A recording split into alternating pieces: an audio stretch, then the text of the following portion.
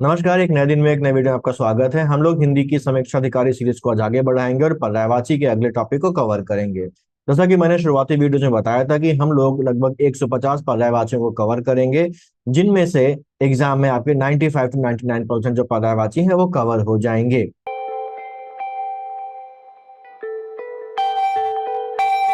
हम सभी लोग जानते हैं कि हम लोग पर्यायवाचियों को सेगमेंट से बांट के कवर कर रहे हैं। उनको हम लोग अलग अलग क्लासेस में बांट के पढ़ रहे हैं, जिनमें से हम लोग देवी देवता और मिथक वाली, प्राकृतिक वस्तुएं व घटनाएं, वृक्ष फल और पुष्प की जो कैटेगरी है उसको हम लोग कवर कर चुके हैं। आज हम लोग एक नई कैटेगरी की बात करेंगे जो कि है जीव और जंतुओं की। जीव और जंतुओं की कैटेगरी की बात करेंगे, जहां पर हमको जीवों और कुछ जंतुओं के पर्यायवाचियों को पढ़ेंगे। तो हम लोग शुरू करते हैं। तो हमारा जो पहला शब्द है वो है जीव। जीव कोई भी ऐसी चीज जिसमें प्राण है, जिसमें जीवन है, वह जीव कहलाता है। और जीव के जो पर्यायवाची हैं वह है प्राणी, क्योंकि उसमें प्राण है, वो प्राण को धारण करता है, साथ ही साथ उसमें देह होती है, उसका एक शरीर होता है, तो उसको देहधारी, देही, जीवधारी और जीवनधारी भी कहते हैं। तो ये बड़े सिंपल से पर्यायवाची हैं जो इस बात पर डिपेंडेंट है कि जीव के अंदर प्राण होते हैं और उसका एक शरीर होता है, जिस वजह से उसे प्राणी, प्राणधारी, देहधारी, देही, जीवधारी और जीवनधारी कहा जाता है। अगला पर्यायवाची जो शब्द है वो है हमारा शेर। शेर के बारे में हम लोग जानते हैं कि ये बिल्ली की प्रजाति का एक जीव है जिसको जंगल का राजा कहा जाता है। यहाँ पर एक बात ध्यान रखनी है कि जब हम शेर के पर्यायवाची पढ़ते हैं तो अक्सर कई सारी किताबों में शेर और शेर के अलावा जो दूसरे प्राणी जैसे बाघ हो गया, चीता हो गया, इनके पर्यायवाचियों का भी घालमेल कर दिया जाता है। तो अक्सर हमें शेर के साथ साथ उसके पर्यायवाचियों में शेर की जो प्रजाति है उसके दूसरे जो जीव हैं, जो दूसरे प्राणी हैं, जैसे बाघ, चीता, इनके पर्यायवाची भी मिल जाते हैं। तो मैं बताता चलूंगा यहाँ पर कि अगर कोई ऐसा पर्यायवाची जो शेर के अलावा चीते का या बाघ का है वो कौन से है, तो उसको भी आपको ध्यान रखना है। तो शेर का जो पहला पर्यायवाची है वो है सिंह। सिंह इसका एक संस्कृत शब्द है जो शेर का पर्यायवाची है। शेर का अगला पर्यायवाची है शार्दूल। शार्दूल एक, ये भी एक संस्कृत शब्द है जिसका अर्थ होता है शेर। संस्कृत में बेसिकली कई बार प्राणियों, विषयों और वस्त्रों के लिए विशेष शब्द होते हैं जो उनकी विशेषता, शक्ति या महत्व को प्रकट करने के लिए वहां पर रखे जाते हैं। शेर को बेसिकली शार्दूल क्यों कहा जाता है? शेर को शार्दूल कह के उसकी जो राजसी प्रकृति है, उसकी जो शक्ति है और जंगल में जो उसका सर्वोच्च स्थान है उसको प्रकट किया जाता है। शेर का अगला पर्यायवाची हरि भी है। हरि जो है वो कई सारे लोगों का पर्यायवाची, से भगवान विष्णु का भी एक पर्यायवाची हरि है।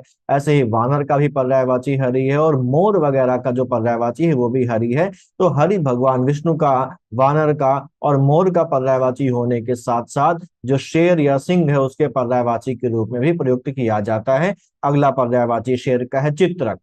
चित्रक बेसिकली चीते का पर्यायवाची होता है, लेकिन जैसा कि मैंने कुछ देर पहले बताया कि यहाँ पर इनको इंटरचेंजेबली यूज किया जाता है। तो कई सारी किताबों में शेर, बाघ, चीता आदि को एक ही श्रेणी में रखकर उनके पर्यायवाची को मिक्स कर दिया गया है।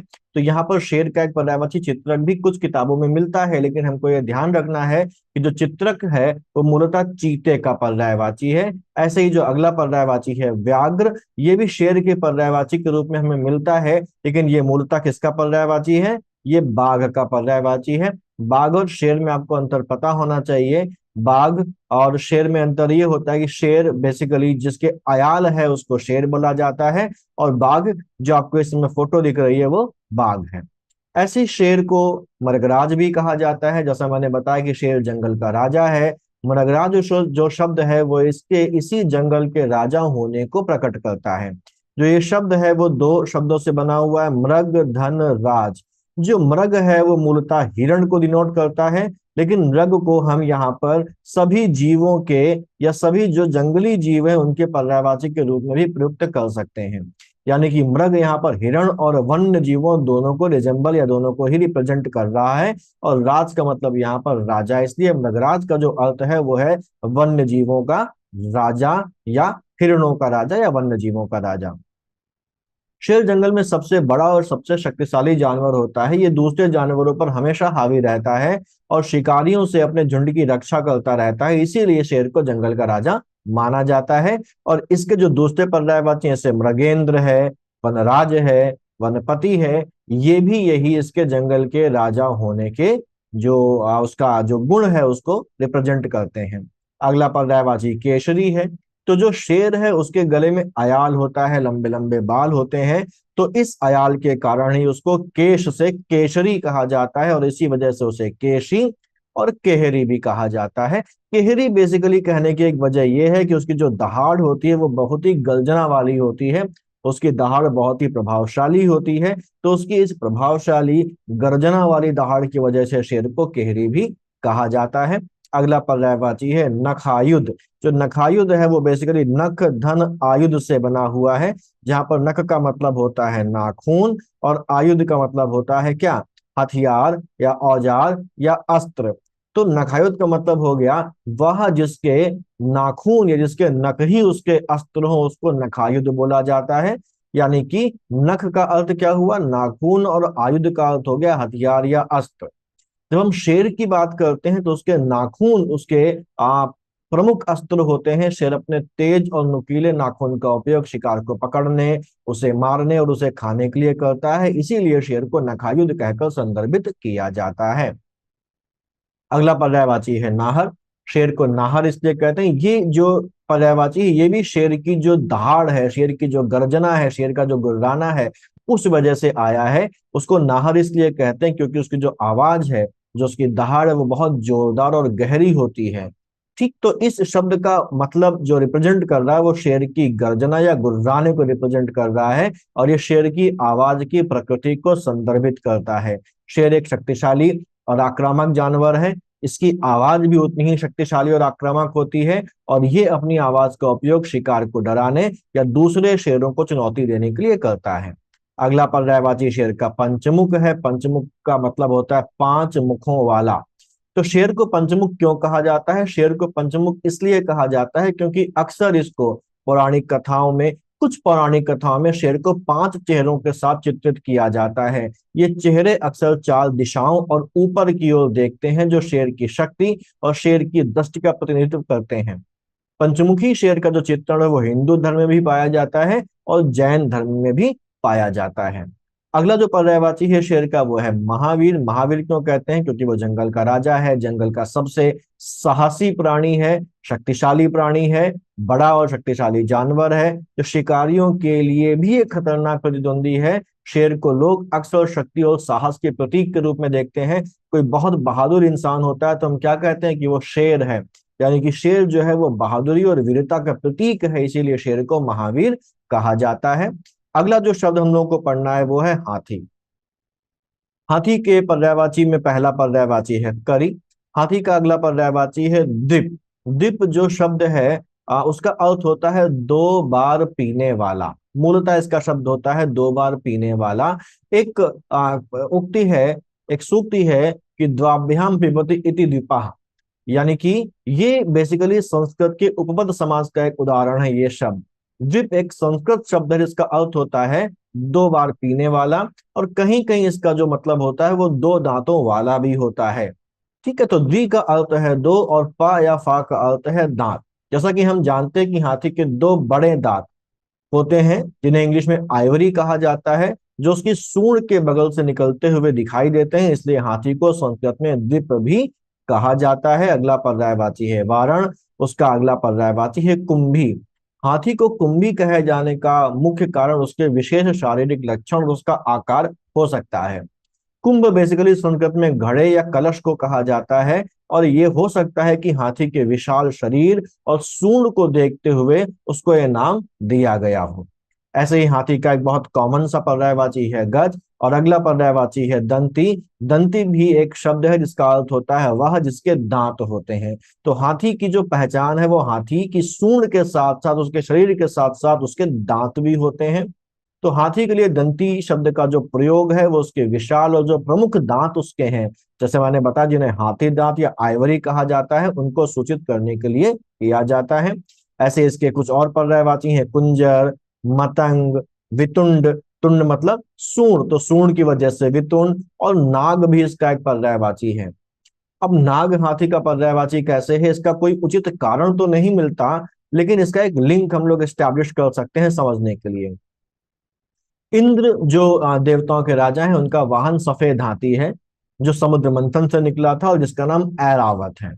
इसी ऐरावत नाम का एक नाग भी हुआ था जो कद्रु का पुत्र था। हो सकता है कि बाद में इसी कारण से इन दोनों के नाम का घालमेल हो गया हो और इस वजह से हाथी को भी नाग कहा जाने लगा हो। ये केवल एक अनुमान है, यानी कि नाग जो है वो हाथी और सर्प दोनों का पर्यायवाची है। इसको क्यों नाग कहा जाता है इसका कोई उचित कारण नहीं मिला, लेकिन इस कहानी से आप इस चीज को लिंक कर सकते हैं। ऐसे ही हाथी का एक नाम सिंधुर भी है।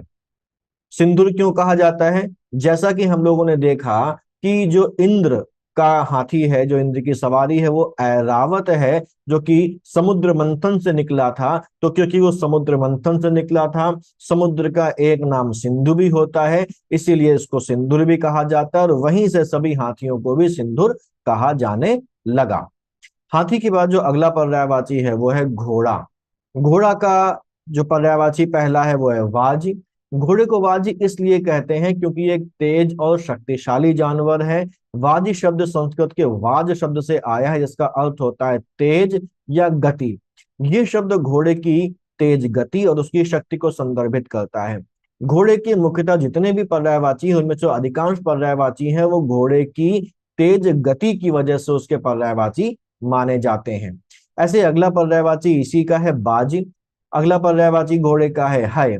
घोड़े को है कहते हैं क्योंकि फिर से वही कारण है, शक्तिशाली और तेज जानवर है शब्द का अर्थ होता है तेज दौड़ने वाला, तो घोड़े की शक्ति और गति को संदर्भित करते हुए उसे है भी कहा जाता है।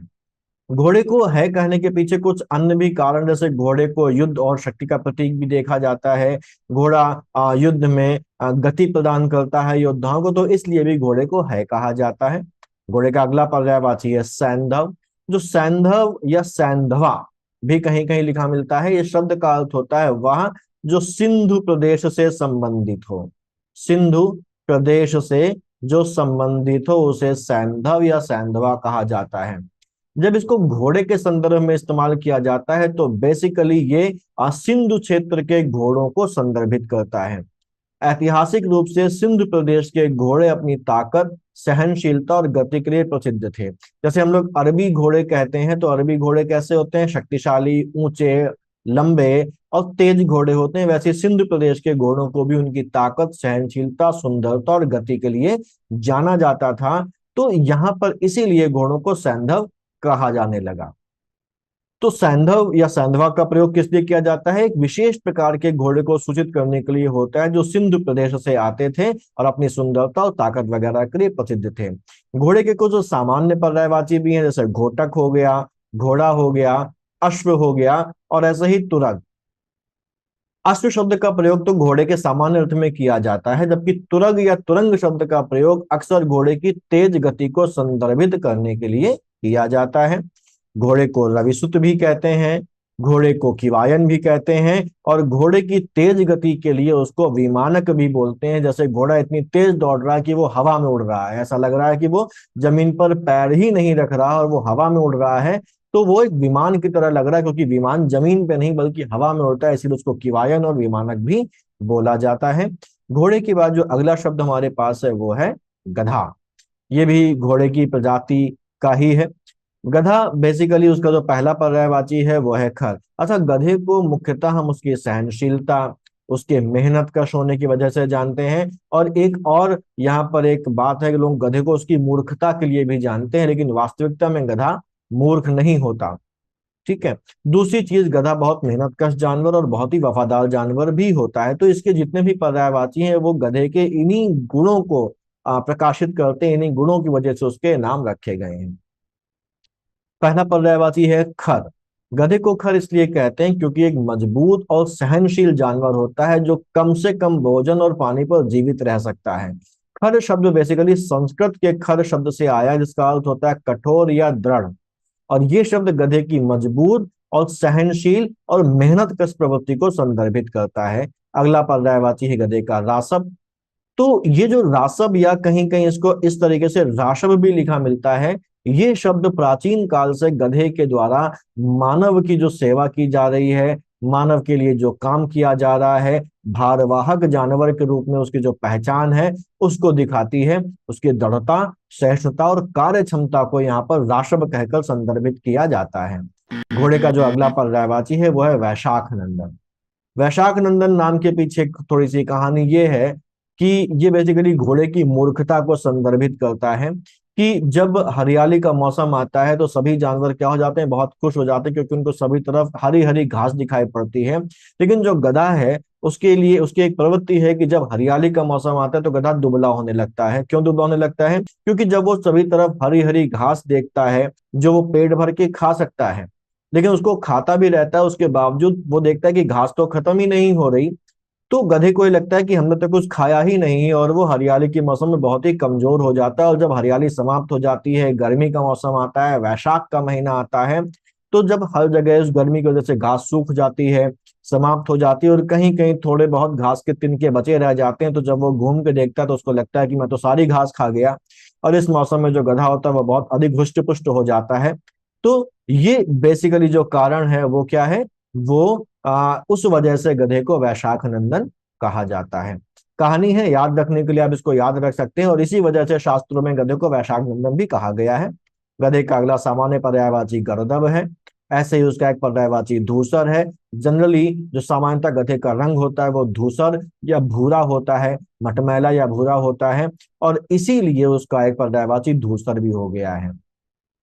गधे की भार ढोने की क्षमता की वजह से उसको रेशर कहा जाता है। अक्सर गधे के पीछे एक गाड़ी होती है जिसमें रखकर सामान को ढोया जाता है। उस गाड़ी में पहिए होते हैं जिन्हें चक्र कहा जा सकता है। तो क्योंकि गधा एक ऐसी गाड़ी खींचता है जिसमें भारी सामान रखा होता है और उसमें पहिए होते हैं, तो उन पहियों को चक्र के रूप में संदर्भित करते हुए गधे को चक्रीवान भी कहा जा सकता है। तो हर चीज का पर्यायवाची जो शब्द है उसके पीछे कोई लॉजिक वैसा जरूरी नहीं है, तो हम वो लॉजिक भी समझेंगे, और अगर कहीं पर वो लॉजिक नहीं है तो उसको हम कहानी या किसी संदर्भ के माध्यम से समझने की कोशिश करेंगे, क्योंकि हमारा ऑब्जेक्टिव यहाँ पर रटना नहीं है बल्कि चीजों को समझ लेना है, जिससे कि हमारी पर्यायवाची का जो टॉपिक है वो हमारे दिमाग में बैठ जाए, और अगर इसमें कोई भी सवाल आए तो हम उसको कम से कम मेहनत में सही कर पाए। गधे के बाद जो अगला पर्यायवाची है वो है गाय। गाय के कई सारे कॉमन पर्यायवाची हैं जिनको हम सब जानते हैं, जैसे गौ हो गया, गैया हो गया, गो हो गया, गौ हो गया और गौरी हो गया। गाय बेसिकली दूध देती है। तो गाय क्योंकि दूध देती है और दूध हमें प्रदान करती है, दूध का उत्पादन देत करती है, इसलिए गाय को दोगधी भी कहा जाता है। दोगधी का मतलब होता है वह जो दूध प्रदान करती है या वह जो दूध देती है। गाय को सुरभि भी कहा जाता है। सुरभि का जो शाब्दिक अर्थ होता है वो होता है सुगंधित या अच्छी गंध वाली। तो सुरभि शब्द का संबंध गाय से है, क्योंकि प्राचीन समय में माना जाता था कि गाय की उपस्थिति से और उसके द्वारा उत्सर्जित पदार्थ जैसे गोबर गोमूत्र वगैरह से जो वायु होती है, जो वातावरण होता है वो पवित्र होता है और सुगंधित होता है। इसके अलावा वेदों में, पुराणों वगैरह में गाय को पवित्र भी माना गया है। उसके द्वारा जो पंचगव्य प्रदान किया जाता है, जैसे दूध, घी, गोबर, गोमूत्र वगैरह, उनका उपयोग धार्मिक अनुष्ठानों में होता है। और गाय के द्वारा सभी उत्सर्जित पदार्थों को पवित्रता और शुद्धता का प्रतीक माना जाता है। इसलिए गाय को सुरभि कहकर उसकी जो पवित्रता और उसके जो गुण है उनकी प्रशंसा की जाती है। इसके अलावा एक दैविक गाय है जिसका नाम है कामधेनु, जो भी समुद्र मंथन से निकली थी। उस दैविक गाय कामधेनु को कभी एक जो पर्यायवाची है वो सुरभि है। तो वहां से भी हम इसको लिंक करके समझ सकते हैं कि गाय का पर्यायवाची सुरभि होता है। तो सुरभि के बाद जो अगला पर्यायवाची है वो है भद्रा। भद्रा जो शब्द है वो संस्कृत के भद्र शब्द से आया है। किससे आया है? भद्र शब्द से आया है। भद्र का मतलब होता है दयालु, पवित्र, अभिजात, श्रेष्ठ या कुलीन। तो ये जो शब्द है गाय की दयालु, पवित्र और श्रेष्ठ प्रकृति को संदर्भित करता है। हम गाय को देवी मानते हैं, गाय को माता मानते हैं। इसको सभी प्राणियों से उच्च, सभी जीवों से, सभी जानवरों में उच्च स्थान प्रदान किया गया है। क्यों प्रदान किया? क्योंकि हम इसको माता और देवी मानते हैं। तो जब गाय को भद्रा कहा जाता है तो इसका मतलब है कि गाय को एक श्रेष्ठ और महत्वपूर्ण जीव माना जा रहा है। ऐसी गाय का एक पर्यायवाची कपिला भी है। कपिला मुख्यतः गाय की एक भारतीय नस्ल है, देशी गाय की एक नस्ल है जिसका रंग हल्का भूरा या सुनहरा होता है, और इस नस्ल की वजह से जो उत्तरी भारत और भारत के मध्य भागों में पाई जाती है, गाय को कपिला कहा जाने लगा। गाय के बाद जो अगला शब्द है हमारे पास है वो है बैल। बैल बेसिकली गौवंश का नर प्राणी होता है जो अपनी शक्ति, अपनी मेहनत और कृषि कार्यों के लिए इस्तेमाल करने के लिए जाना जाता है। बैल का एक दैवीय या मिथकीय रूप भी है, क्योंकि ये भगवान शिव का वाहन है। भगवान की शिव के गणों में से एक है। भगवान शिव का एक गण है जिनका नाम है नंदी, वो क्या है, वो बैल ही है। तो बैल के कई सारे पर्यायवाची हैं, जैसे वृष हो गया, वृषभ हो गया, ऋषभ हो गया। बैल की शक्ति की वजह से उसको बलिवर्ध या बलिवर्ध कहा जाता है। पुंगव, बैल को पुंगव कहा जाता है। ऐसे ही ये गौवंश का एक नर प्राणी होता है, तो इसलिए इसको गोनाथ भी कहा जाता है। और नंदी, मैंने बताया कि भगवान शिव के गण हैं जो बैल के रूप में है, जिनका नाम नंदी है, तो उस वजह से बैल को नंदी भी कहा जाता है। अगला पर्यायवाची है कुत्ता। कुत्ते के भी कई सारे पर्यायवाची हैं, मुख्यतः संस्कृत से इसके जो पर्यायवाची आए हैं वो है श्वान, श्वा, शुनक।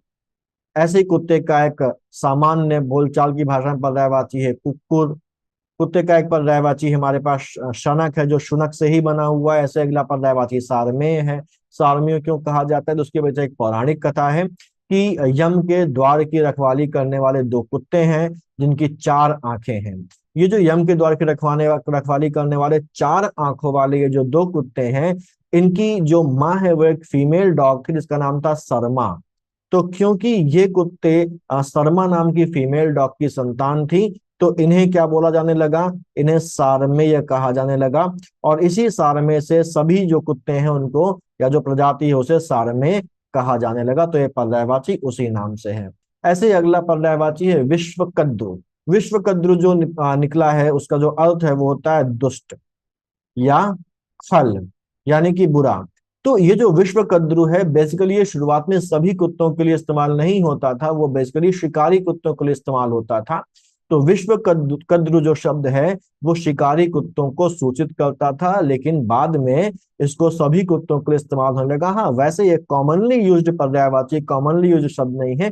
कॉमनली तो हम कुत्ते को कुत्ता, श्वान और कुकुर कह के ही संबोधित करते हैं, बाकी कम प्रचलित इसके पर्यायवाची हैं। अगला पर्यायवाची जो शब्द है हमारा वो है खरगोश। खरगोश के पर्यायवाची पहला है, संस्कृत से आए हुए पर्यायवाची है शश और शशक, और इसी से बना हुआ पर्यायवाची है शशा। इसका अगला पर्यायवाची है खरहा।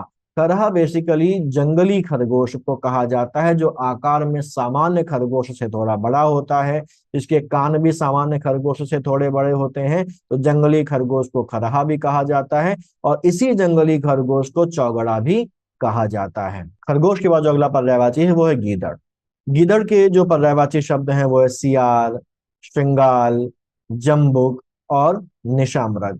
तो सियार तो इसका कॉमन पर्यायवाची है। श्रृंगाल इसका जो पर्यायवाची है वो संस्कृत से आया है। संस्कृत में इसको जम्बुक भी कहा जाता है, और पुराण, महाभारत, रामायण आदि में जम्बुक शब्द का उल्लेख किया गया है। ऐसे ही शियार को निशामृग भी कहा जाता है, क्योंकि जो सियार या गीदड़ होता है वो मुख्यतः निशाचर प्राणी है, रात को निकलते हैं, रात को घूमते हैं, इसीलिए इनको निशामृग भी कहा जाता है। अगला पर्यायवाची है बंदर। बंदर के पर्यायवाची कपि, कपीश, वानर, ये मुख्य पर्यायवाची हैं। ये बहुत कॉमन पर्यायवाची हैं, लगभग सभी लोग इनको जानते हैं। और अगला जो पर्यायवाची है वो है मरकट। मरकट एक प्राचीन संस्कृत शब्द है जिसका अर्थ होता है बंदर। संस्कृत में मैंने पहले भी बताया था कि कई सारे प्राणियों के लिए कुछ विशेष शब्द भी होते हैं, और मरकट भी बंदर को संदर्भित करता हुआ ऐसा ही एक विशेष शब्द है। जब हम प्राचीन संस्कृत साहित्य जैसे कि रामायण वगैरह की बात करते हैं, तो मरकट शब्द का उल्लेख वहां पर बंदरों और वानरों की सेना को संदर्भित करते हुए कहा गया है। और क्योंकि हनुमान जी रामायण के एक प्रमुख पात्र हैं और वो वानरों की सेना में एक मुख्य व्यक्ति थे, मुख्य पात्र थे, इसीलिए हनुमान जी को मरकट मुख्य भी कहा जाता है, जिसका अर्थ होता है बंदरों के प्रमुख। अगला पर्यायवाची बंदर का या वानर का है शाखामृग। बंदर को शाखामृग इसलिए कहा जाता है क्योंकि यह एक स्तनपायी प्राणी है जो पेड़ों पर रहता है। संस्कृत में शाखा का अर्थ होता है पेड़ की कोई डाल, और मृग का अर्थ होता है हिरण। इस प्रकार शाखामृग का अर्थ होता है वह हिरण जो शाखाओं पर रहता हो। रामायण में अक्सर इन शाखामृग शब्द का इस्तेमाल किया गया है, जैसे जब भगवान हनुमान लंका में सीता जी का पता लगाकर वापस आते हैं, और जब भगवान श्री राम उनसे ये पूछते हैं कि इतने बड़े समुद्र को लांग कर रावण की लंका में, रावण के महल के अंदर घुसकर और उन्होंने एक अत्यंत सुरक्षित लंका में घुसकर एक असंभव काम किया। तो आखिरकार उन्होंने ये किया कैसे? तो हनुमान जी कहते हैं कि प्रभु प्रसन्न जाना हनुमाना, बोला वचन विगत अभिमाना, शाखा में रख के बड़े मनुसाई, शाखा ते शाखा पर जाई। नाग सिंधु हाटक पुलजारा, निश्चर गण विधि विपिन उजारा, सो सब तब प्रताप रघुराई, नाथ न कछु मोरी प्रभुताई। यानी कि वो ये कहते हैं कि बंदर, यानी कि शाखा वर्ग उन्होंने अपने आप को यहाँ पर कहा, और कहा कि बंदर का बस यही एक बड़ा पुरुषार्थ है कि वो एक डाल से दूसरी डाल पर जाता है। तो जो समुद्र को लांघकर सोने की लंका को उन्होंने जलाया, राक्षसों को मारकर अशोक वन को उजाड़ डाला, इसमें उनका कोई भी प्रताप नहीं, ये सब भगवान श्री राम की कृपा से ही संभव हो पाया है। तो यहाँ पर भगवान जो हनुमान है वो अपने आप को शाखा मूरख कहकर संबोधित कर रहे हैं। क्यों? क्योंकि उन्होंने खुद कहा है कि मेरा पुरुषार्थ यह है कि मैं एक डाल से दूसरी डाल पर केवल चला जाता हूं, यानी कि इसीलिए उसको शाखा मूरख कहा जाता है, क्योंकि बंदर एक डाल से दूसरी डाल पर हिरणों की तरह कुलाचे मारते रहते हैं। अगला पर्यायवाची है प्लवंग। प्लवंग एक संस्कृत शब्द है जिसका अर्थ होता है बंदर। प्लव जो शब्द है इससे बना हुआ है प्लवंग, और प्लव का मतलब होता है कूदना या उछलना। बंदरों की जो प्रकृति होती है वही उछल कूद और वृक्षों के बीच में हवा में कूदने की होती है, इसीलिए बंदरों को प्लवंग कहा जाता है। संस्कृत साहित्य में भी बंदरों को इनकी खास प्रकृति के कारण प्लवंग नाम से कई बार संदर्भित किया गया है। और जैसे रामायण में हनुमान जी और उनकी वानर सेना को अक्सर प्लवंग कहा गया है, जो कि उनकी उछल कूद की क्षमता को संदर्भित करता है। ऐसे अगला पर्यायवाची है हरि। हरि शब्द, जैसा मैंने अभी कुछ देर पहले बताया था कि हरि शब्द जो है भगवान विष्णु का भी पर्यायवाची है। हरि शब्द जो है वो शेर का भी पर्यायवाची है और मोर का भी पर्यायवाची है। भगवान विष्णु का जो पर्यायवाची हरि है वो क्यों? क्योंकि वो हर लेते हैं। क्या हर लेते हैं? दुखों को हर लेते हैं। लेकिन बंदर का जो पर्यायवाची है वो भी हरण से आया हुआ है, और हरण का मतलब यहाँ पर क्या है? जो हर ले। क्या हर ले? आपके सामान को हर ले। आपके हाथ में कोई सामान है वो आपसे हर कर ले गया, यानी कि यहाँ पर चुराने के संदर्भ में हर शब्द का इस्तेमाल हो रहा है। और बंदर की ये विशेषता होती है कि अगर उसको कोई चीज दिख जाती है तो उसको पकड़ लेता है या उसको चुरा लेता है। वृंदावन के मशहूर बंदर है जो आपके चेहरे से आपके चश्मे को चुरा कर भाग जाते हैं, और अगर आप इनको फ्रूटी देंगे तभी वो आपके चश्मे को वापस करेंगे।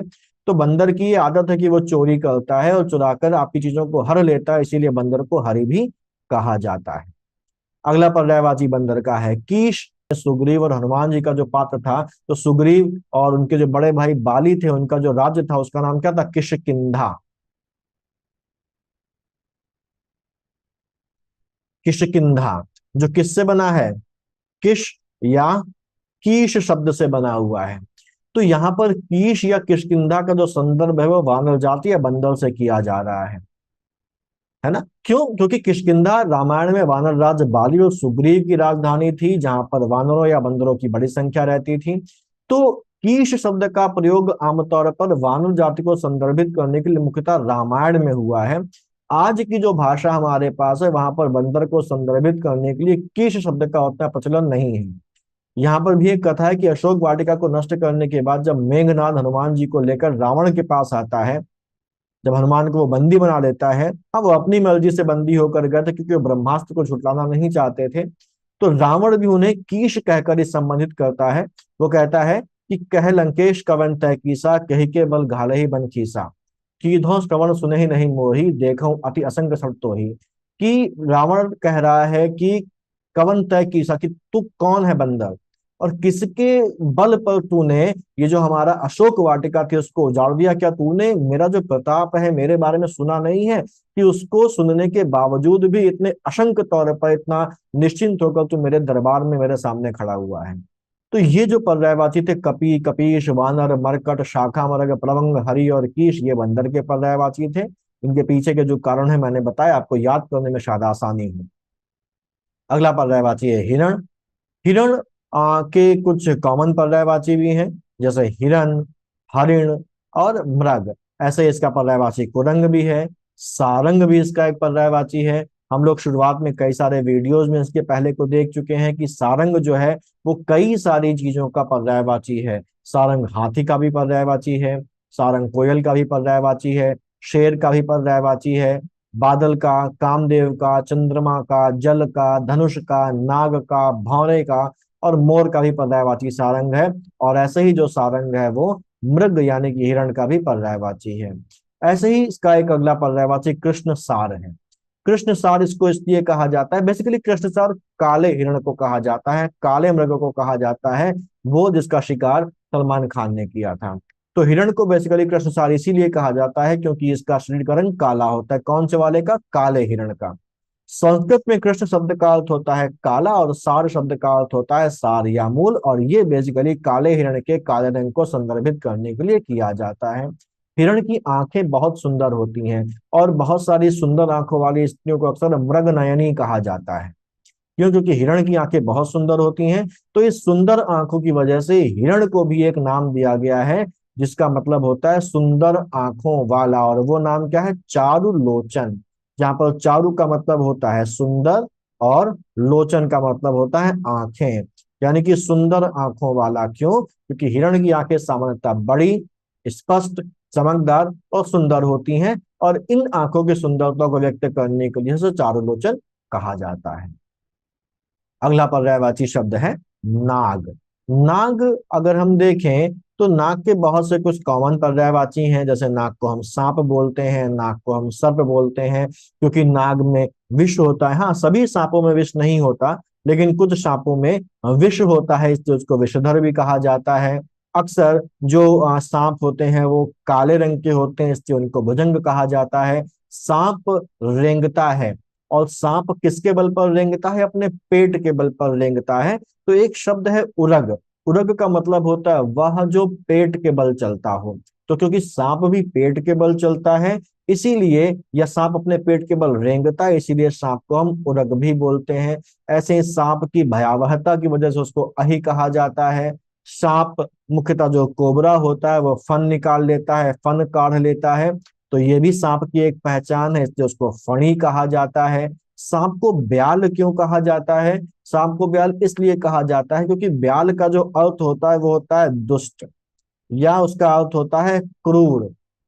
तो हाँ, सांप वैसे बिना छेड़े जाने पर आपको कभी नहीं काटेगा, लेकिन फिर भी सांप की एक इमेज ऐसी बनी हुई है जो एक हिंसक और खतरनाक जानवर की है। तो सांप की इस हिंसक और खतरनाक जानवर की जो इमेज है, उसी वजह से उसे संस्कृत में ब्याल कहा जाता है, क्योंकि ये अक्सर अपने जहर का उपयोग करके अपने शिकार को मारता है। मनुष्यों को भी ये डस लेता है, जिससे बहुत सारे मनुष्यों की हर साल मौत होती है, इसीलिए इसको ब्याल या व्याल कहा जाता है। अगर आप सांप को देखेंगे तो सांप की जो जीभ है वो आगे से दो हिस्सों में बटी होती है। तो सांप की जो जीभ है वो आगे दो हिस्सों में बटी हुई है, इसीलिए उसको द्विरसन कहा जाता है, जो दो शब्दों से मिलकर बना है, द्वि धन रसन। द्वि मतलब होता है दो, और रसन मतलब होता है जीभ या जिह्वा। तो द्विदर्शन शब्द का अर्थ होता है दो जीभों वाला। तो सांप की दो जीभें नहीं होती, एक ही जीभ होती है जो दो भागों में विभाजित होती है, जो बेसिकली इसे बाकी जानवरों से, बाकी प्राणियों से अद्वितीय बनाती है। सांप अपनी जीभ का उपयोग करके अपने आसपास मौजूद जो चीजें हैं उनका अनुभव करता है, सुगंध को पकड़ने के लिए करता है, शिकार का और वातावरण का पता लगाने के लिए सांप अपनी जीभ का प्रयोग करता है। सांप का एक और पर्यायवाची पन्नग भी है, और सांप का एक और पर्यायवाची सारंग भी है। तो ये हमारे पास कुछ पर्यायवाची थे जो जीवों से संबंधित थे। अब अगले वीडियो में हम लोग कुछ पक्षियों के पर्यायवाची देखेंगे, और 2 और 3 वीडियोस के अंदर ये सीरीज आपकी खत्म हो जाएगी। थोड़ा सा वीडियोस में गैप हो रहा है और थोड़ी सी व्यस्तता की वजह से, लेकिन मैं बहुत जल्दी रेगुलर जो वीडियोज है वो अपलोड करने की कोशिश करूंगा, और बहुत जल्दी ये सारा सिलेबस मैं खत्म करवाऊंगा। तो उम्मीद है आपको ये सीरीज पसंद आ रही होगी। अगर आपको ये सीरीज पसंद आती है तो बाकी लोगों के साथ भी इसको शेयर करिए, कमेंट करके अपनी राय मुझे जरूर बताइए, शेयर करिए, साथ ही साथ सब्सक्राइब और लाइक भी करिए। पहली बार बोल रहा हूँ, प्लीज करिए। और मेरा भी मोटिवेशन बढ़ता है जब आप लोग कमेंट करते हैं, अच्छे अच्छे कमेंट आ रहे हैं, और मैं वैसे बहुत मोटिवेट हो रहा हूँ। बहुत जल्दी रेगुलरली सारे वीडियो लाने की कोशिश मैं करूंगा। तो तैयार करिए इसको, पढ़ते रहिए, आगे बढ़ते रहिए। मिलते हैं अगले वीडियो में।